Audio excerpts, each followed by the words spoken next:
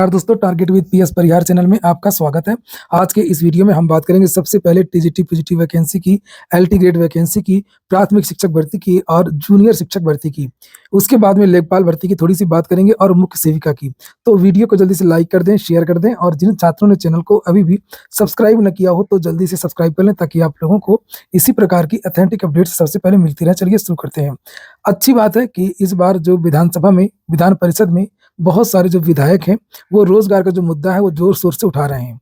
और जो विधायक या जो सांसद या विधानसभा में या संसद में इस तरीके की बात उठाते हैं, ऐसे विधायकों को आप लोग चिन्हित करिए और उनका सम्मान करिए, उनके वीडियोस को लाइक करें, उनके वीडियोस को शेयर करें। तो अभी आपने कल देखा कि कल एक राज बहादुर सिंह चंदेल एक विधायक हैं, उन्होंने भी जो शिक्षक भर्ती का जो मुद्दा है वो विधान परिषद में उठाया।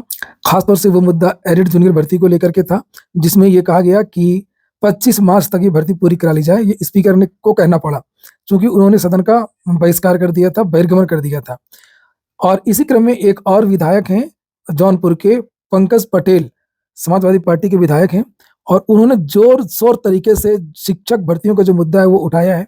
आप लोग इस वीडियो को, उनके वीडियो को ज़्यादा से ज़्यादा शेयर कर दें, उनके वीडियो को तुरंत आप लोग लाइक भी कर दें। और उन्होंने मांग की है कि टीजीटी पीजीटी में लगभग 25,000 पद रिक्त हैं, एलटी में लगभग 12,000 पद रिक्त हैं, जूनियर में उन्होंने कहा कि 6,000 पद रिक्त हैं और प्राथमिक शिक्षक भर्ती की बात उन्होंने सदन में उठाई है। तो पहले उनका ये वीडियो देखिए। आप अपने बच्चों को पढ़ाने से डरने लगे हैं क्योंकि उन्हें यकीन है कि अगर हमारा बच्चा पढ़ लिख जाएगा, हमारा बच्चा काबिल हो जाएगा, लेकिन इस प्रदेश की निकम्मी सरकार उसको नौकरी नहीं दे पा रही है। मान्यवर, आज इस प्रदेश में मां बाप में डर का माहौल है। मां छुपकर जेब देखती है अपने बेरोजगार बेटे के, कहीं उसके लाल के जेब में खटास तो नहीं है। आज प्रदेश में डर का माहौल है मान्यवर, और बच्चों में इतनी निराशा है नौकरी न मिलने के कारण, आज वो आत्महत्या कर रहे हैं। और हमारे देश और प्रदेश के जो मुखिया हैं वो वादा तो कर लेते हैं लेकिन निभाते नहीं हैं। माननीय विस्ताता महोदय, प्रधानमंत्री आदरणीय नरेंद्र मोदी जी जब इस पद पर नहीं थे तो उन्होंने देश से वादा किया था, देश के करोड़ों नौजवानों से वादा किया था कि जिस दिन हमारी सरकार बनेगी देश के नौजवानों को प्रतिवर्ष 2 करोड़ नौकरियां देने का वादा किया था। मान्यवर, आज 11 साल हो गए आदरणीय प्रधानमंत्री जी को प्रधानमंत्री बने। इस हिसाब से इस देश के लोगों को 22 करोड़ नौकरी मिलना चाहिए था, लेकिन मुझे पूरा यकीन है इस 22 करोड़ नौकरियों का डाटा सरकार के पास उपलब्ध नहीं है। आज बेरोजगारी का दर देख लिया जाए तो 9.2% है और वहीं प्रदेश में महिलाओं की बेरोजगारी दर देखा जाए तो 20% से ऊपर है। मान्यवर, इस प्रदेश की सरकार जितना ध्यान आंकड़ा ठीक करने में लगाती है, अगर उतना ध्यान बेरोजगारों को रोजगार देने पर लगाए तो ये सरकारी डाटा अपने आप ठीक हो जाए। मान्यवर, मैं पूर्वांचल से आता हूं और मैंने भी इलाहाबाद में रहकर तैयारी की है, इसलिए वहां के युवाओं का दर्द को समझता हूं। जब एक युवा अपने सपने को लेकर तैयारी करने के लिए इलाहाबाद जाता है, दिल्ली जाता है, तो उसके साथ साथ उसके घर की भी अपेक्षाएं उससे जुड़ी होती है। लेकिन आज प्रदेश का आलम यह है कि ढेर सारे नौजवानों की स्थिति यह बन गई है कि वो तैयारी तो करते हैं लेकिन सही समय पर नौकरी नहीं मिलती है, तो कितने तो ओवर एज होकर लौट आते हैं और कितने तो निराशा में होकर आत्महत्या कर लेते हैं। मान्यवर, आज इस प्रदेश में कोई भी वैकेंसी निकलती है, अभी हाल ही में कांस्टेबल भर्ती 60,000 पदों की भर्ती का आवेदन निकाला गया था, जिसमें 50 लाख से ज्यादा आवेदन आए थे। अब सोचिए मान्यवर, 60,000 पद है और 50 लाख से ज्यादा लोग आवेदन कर रहे हैं। इस प्रदेश में नौकरी की स्थिति वही है, एक नार 100 बीमार। एक पद के लिए जहां 500 आवेदन कर रहे हैं, इस प्रदेश में बेरोजगारी कैसे खत्म हो सकती है मान्यवर? माननीय विस्ताता महोदय, इस सरकार की मंशा भी नहीं है कि नौजवानों को रोजगार दिया जाए या उनकी बेरोजगारी खत्म किया जाए। आज इस प्रदेश के जो सरकारी महकमे हैं, अगर उनके रिक्त पदों की बात की जाए तो लगभग 4.5 लाख पद रिक्त है, लेकिन सरकार उन रिक्त पदों को भरने का नाम नहीं ले रही है। मैं बात करूं तो बेसिक शिक्षा विभाग की 2019 के बाद से बेसिक शिक्षा विभाग में भर्ती नहीं हुई। बेसिक शिक्षा विभाग ने सुप्रीम कोर्ट 2020 में एक हलफनामा दिया था कि प्रदेश में 51,000 पद बेसिक शिक्षा के रिक्त हैं, और जो 2018 में भर्ती हुई थी उसमें भी 27,000 पद रिक्त हैं। अगर कुल मिला लिया जाए माननीय अधिष्ठाता महोदय, तो सिर्फ बेसिक शिक्षा विभाग में 78,000 पद रिक्त है और 20 लाख बेटी थी बेरोजगार जो नौकरी के लिए इधर उधर भटक रहे हैं। मान्यवर, सिर्फ एक विभाग में 78,000 भर्तियां रिक्त हैं। तो सरकार ऐसे रिक्त पदों को न जाने क्यों नहीं भरना चाह रही है, क्या मजबूरी है? अगर कोई मजबूरी है सदन के सामने रखें। और माननीय मुख्यमंत्री जी आज बैठे हैं, माननीय मुख्यमंत्री जी बैठे हैं, इनके गृह जनपद की बात मैं बताता हूं। 2700 बेसिक शिक्षा पद सृजित है, वहां भी 1600 पद रिक्त पड़े हैं। मान्यवर, प्रदेश के मुखिया के जनपद में भी 1600 पद रिक्त पड़े हैं। ये बड़ी असमंजस की बात है। और प्रदेश के राजकीय माध्यमिक विद्यालयों में 2018 के बाद कोई भर्ती नहीं हुई है। राजकीय विद्यालयों में 12,000 पद रिक्त हैं और अशासकीय माध्यमिक विद्यालयों में 2022 के बाद कोई भर्ती नहीं हुई है। वर्तमान समय में 25,000 पद रिक्त हैं और 15 लाख बीएड छात्र जो बेरोजगार हैं, तो 15 लाख बीएड के ऐसे छात्र हैं जो बेरोजगार हैं और रोजगार की तलाश में इधर उधर भटक रहे हैं। माननीय 2 मिनट में खत्म कर रहा हूं। स्वास्थ्य मंत्री जी चले गए क्या?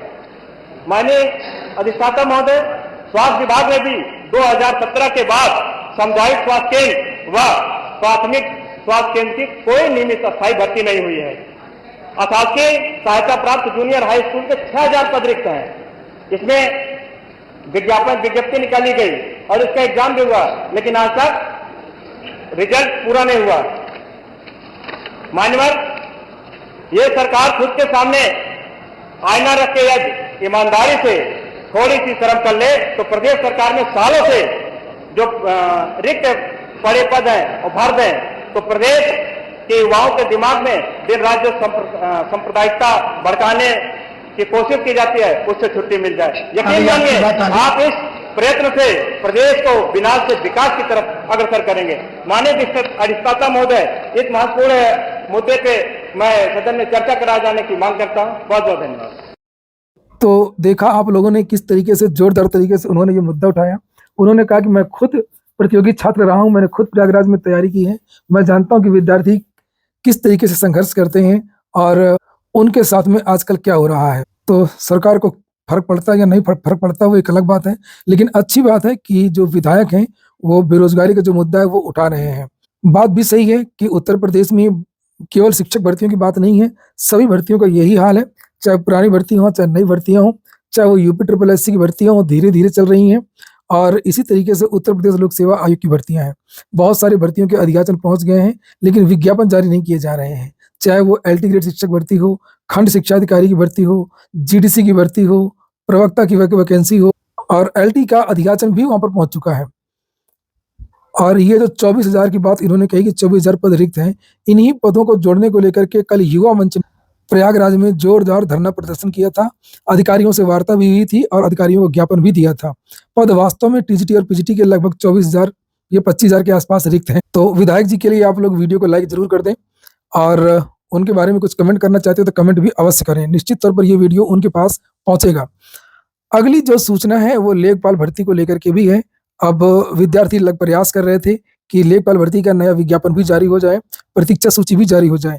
प्रतीक्षा सूची को लेकर के चीजें अभी तक कोई भी स्पष्ट नहीं हो पाई हैं, लेकिन नई भर्ती के बारे में एक अच्छी खबर ये मिली है कि कुछ विद्यार्थी गए थे, राजस्व परिषद विभाग गए थे और वहां से ये जानकारी मिली है कि कल ही लगभग 9,000 पदों का जो अधियाचन है वो यूपी SSSC भेज दिया गया है।